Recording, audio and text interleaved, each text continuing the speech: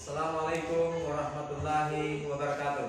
Waalaikumsalam warahmatullahi wabarakatuh. Bagaimana kabar kalian? Baik. Hari ini kita belajar apa?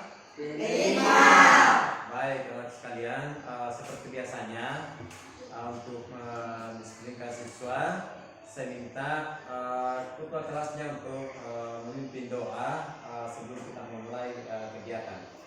Silakan. Sebelum memulai pelajaran, alangkah baiknya kita berdoa bersama. Doa dimulai. Bismillahirrahmanirrahim. Rabbi zidni ilman warzuqni fahman. Amin. Doa selesai. Baik anak sekalian, alhamdulillah kita sudah berdoa menyandarkan diri kepada Allah Subhanahu wa taala atas kegiatan yang kita lakukan pada pagi hari ini. Kemudian saya mau cek dulu kehadiran. Ya, kalau saya lihat tempat duduknya itu hadir semua ya. Kemudian baik anak sekalian, hari ini kita menjalankan yang namanya P5, di mana P5 itu termasuk pembelajaran di kurikulum Merdeka. Apa yang akan kita capai hari ini, bagaimana kita bisa berinovasi, membuat suatu terobosan-terobosan, di mana terobosan itu bisa membuat kita untuk berbuat ya. Kemudian ada penilai nanti yang kita akan didapatkan di sini adalah bagaimana sifat gotong royong ya. Sesuai dengan pembelajaran kita sebelumnya di awal-awal bahwa kita sudah mengembangkan, ada beberapa yang kita sudah kembangkan di P5 ini, khususnya di kelas 9 ya. Di mana di kelas 9 itu kita sudah memilih yang pertama membentuk kelompok, di mana kelompok itu menjadi 4 kelompok ya. Kemudian setelah membagi kelompok itu kita mempersiapkan yang namanya itu kita sudah menentukan yang namanya ide desain dan jenis tanaman, dan anak sekalian sudah melakukan itu.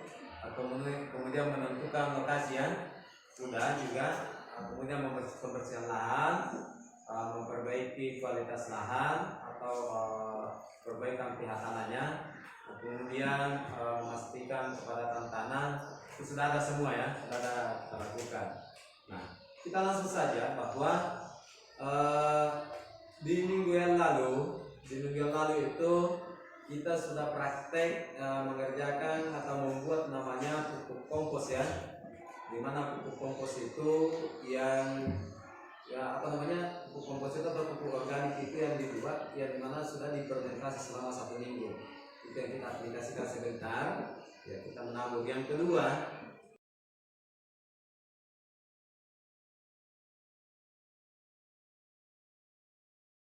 intinya hari ini juga kita masuk di pembuatan pestisida organik, di mana pembuatan pestisida organik itu saya sudah sampaikan sebelumnya bahwa harus kita siapkan yang namanya yang pertama jahe ya, dan kemudian lengkuas, kemudian gula merah, kemudian jantung pisang ya.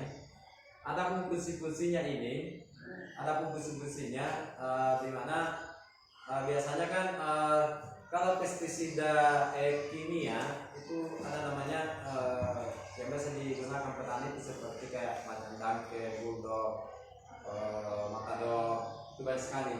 Tapi kita hari ini akan membuat yang namanya organik ya, di mana organik itu bisa dikonsumsi sama manusia itu sendiri, tapi kita akan aplikasikan sama tanamannya. Jadi baik anak sekalian, untuk pembuatannya ini saya minta 2 orang perwakilan kelas kelompok untuk datang di tempat praktek untuk mengerjakannya. Perlu saya sampaikan takarannya. Yang pertama, jantung pisang itu 5 sampai 6 sendok besar ya. Kemudian jahenya itu 1 sendok besar. Kemudian lengkuasnya 1 sendok besar. Kemudian gulanya 1 sendok besar juga. Kemudian caranya itu diiris halus-halus ya, diiris halus-halus. Itu yang 3 bahannya, kecuali jantung pisang ini bisa seperti daun serai lebarnya ya, bisa agak tebal. Jadi untuk itu saya persilakan kepada 2 orang masing-masing.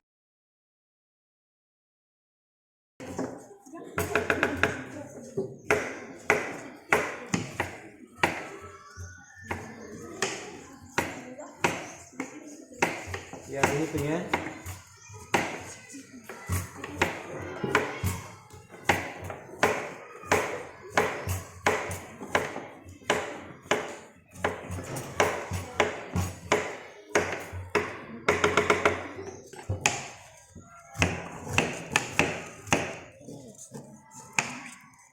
Satu sendok besar juga jahenya, lengkuasnya juga. Itu yang mudah-mudah itu.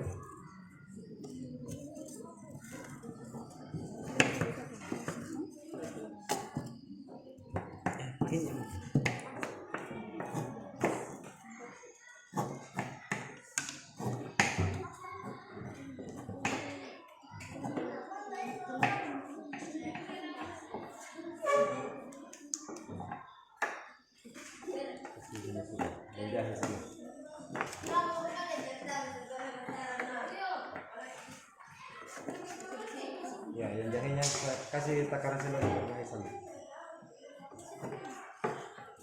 Oke, sudah cukup ya. Yang pertama kasih turun gulanya. Itu 1 sendok ya sudah ya. Ya, turun gulanya. Di sini Pak. Ya.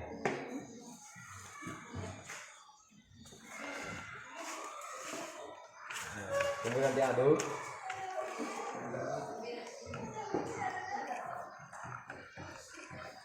Ini berapa tadi? 6. 6.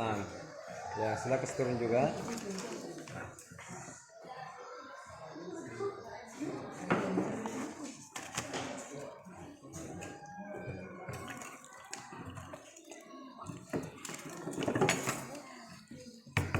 Ya, silakan lengkuasnya keseturun.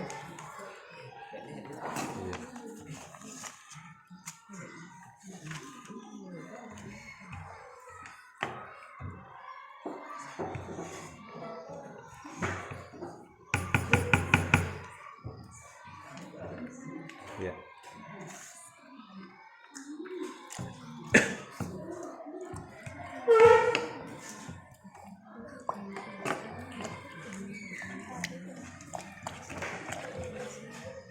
Jadi baik, saya bahas sedikit kenapa misalnya kita perhatikan menggunakan 4 bahan ini. Yang pertama, bahan ini yang dari jantung pisang.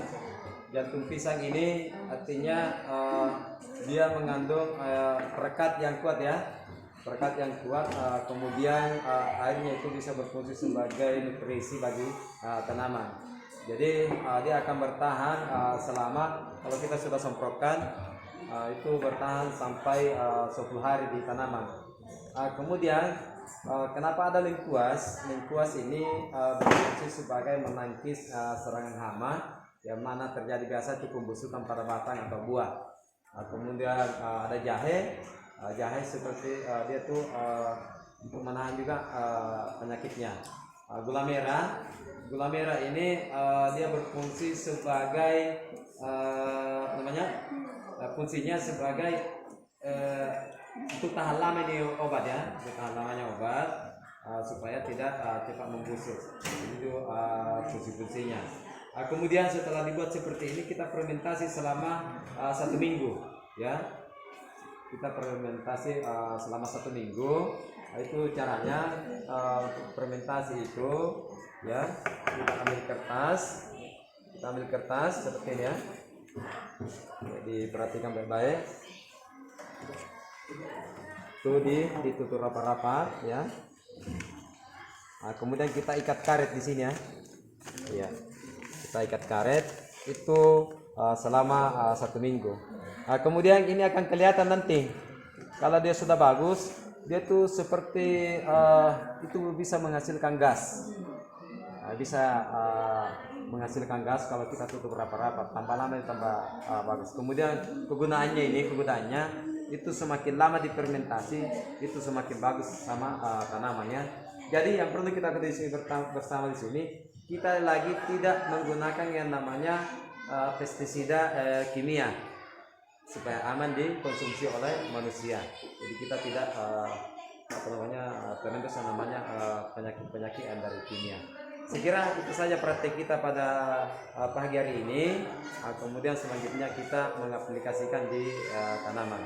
Saya akhiri, sampai jumpa di lokasi.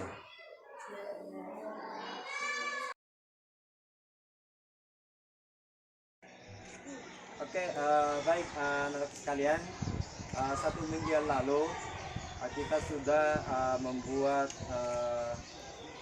pupuk kompos, di mana pupuk kompos ini dari bahan-bahan campuran dari pupuk kandang dan sebagainya. Kemudian kita sudah fermentasi selama 1 minggu dan ini hasilnya, ya, bagus sekali hasilnya selama 1 minggu. Kita fermentasi dan ini sebentar kita akan menggunakan atau menyebarkan di tiap-tiap tanaman ya. Jadi sebentar silakan masing-masing dari kelompok itu mengambil tanaman di sini. Itu cukup kita satu genggam saja satu tanaman ya. Dengan satu tanaman kita aplikasikan di tanaman ya. Kemudian 1 minggu yang lalu juga kita sudah buat pupuk cair organik ya. Itu kita aplikasikan juga sebentar ini. Sebagaimana pupuk organik ini sesuai dengan 1 minggu yang lalu kita sampaikan bahwa fungsinya itu untuk mengantisipasi hama-hama yang ada di tanaman ya. Baik itu tanaman lombok, tanaman ubi jalar, kemudian tanaman jahe. Selain itu dia akan berupa pupuk juga. Jadi satu kali kita aplikasikan banyak hal yang bisa jadi manfaatnya. Saya kira cukup dan selanjutnya saya persilakan kepada anak sekalian mengambil tempat. Tiap-tiap kelompok itu aplikasinya sebentar di tanamannya. Silakan.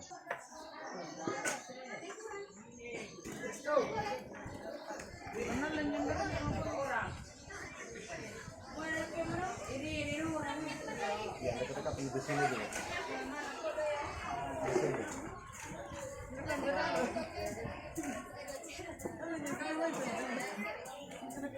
Iya.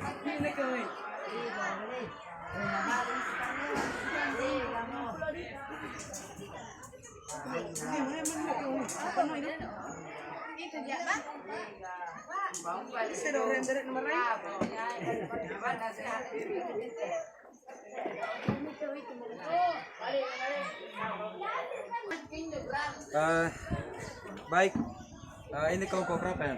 Kelompok 4 Pak. Kelompok 4. Jenis tanaman yang ditanam?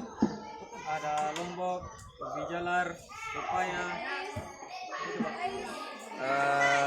Bisa kamu jelaskan kenapa memilih tanaman lombok, ubi jalar, kemudian pepaya? Silakan jelaskan dulu fungsinya untuk apa. Alasan saya memilih tanaman lombok adalah tanaman lombok buahnya dapat dimanfaatkan sebagai bumbu dapur Pak. Ya. Selanjutnya, Dan saya juga memilih tanaman ubi jalar yang saya tanam di bedengan agar ubi jalar ini dapat menghambat tumbuhnya rumput Pak, dan buahnya dapat dikonsumsi. itu ya, dua tanaman ya. Kalau pepaya fungsinya apa?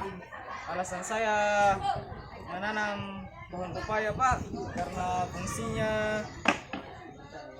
fungsi daunnya dapat dimanfaatkan menjadi obat-obatan. Kemudian satu lagi yang saya mau tanya ini, saya lihat ada apa ini ya? Ada karung. Ini karung di atas bedengan. Fungsinya apa ini? Fungsi karung ini Pak, Iya. agar sama seperti fungsinya ubi jalar Pak, menghambat tumbuhnya rumput dan supaya bedengan tidak cepat kering di musim kemarau Pak. Oh iya iya. Oke baik ya, terima kasih untuk kelompok 4. Silakan dikembangkan ya. Iya. Terima kasih ya.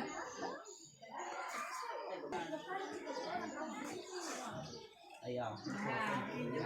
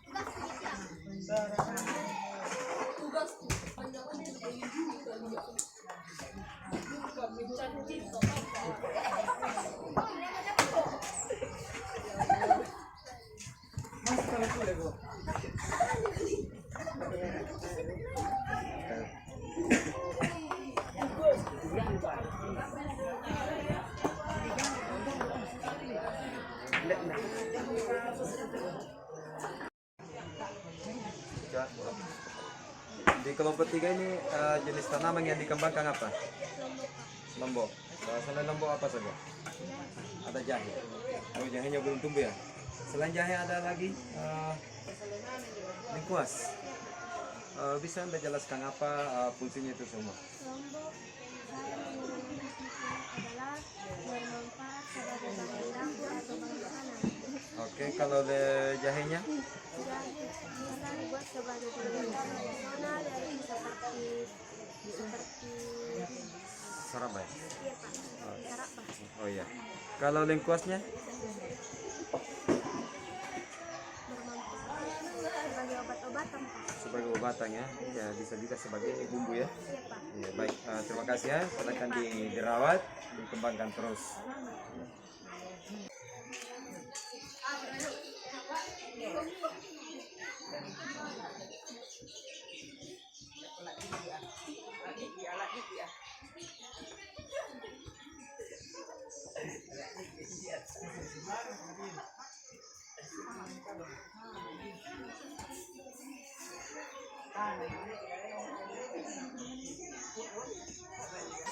Ini kelompok berapa?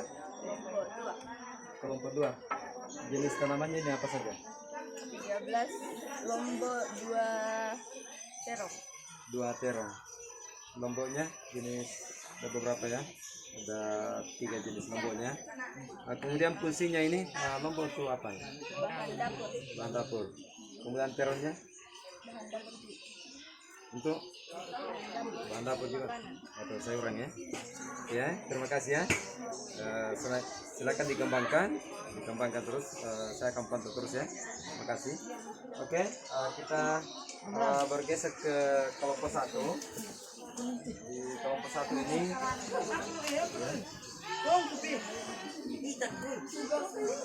silakan diaplikasikan untuk punya.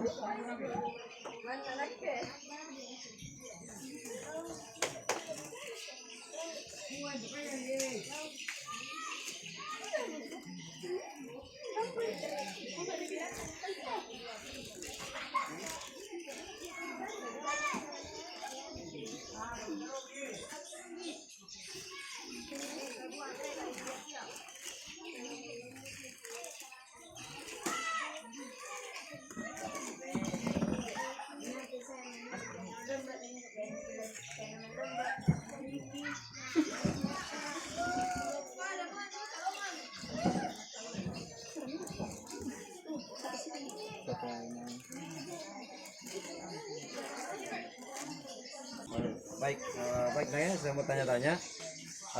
Tanaman apa saja yang kita kembangkan di sini? lombok sama tomat. Bisa nggak jelaskan sedikit untuk apa itu lombok dikembangkan? Lombok untuk mengkonsumsi bahan dapur, Untuk konsumsi di bahan dapur ya? tomat untuk mengkonsumsi bahan dapur. Untuk bahan dapur juga. Oke ya. Jadi baik, ini dikembangkan terus ya, karena saya lihat di sini ada beberapa jenis tanaman ya. Ada lomboknya saja ini ada beberapa jenis tanamannya, ada 5 jenis tanamannya ya. Ya, silakan dikembangkan, dirawat ya. Terima kasih.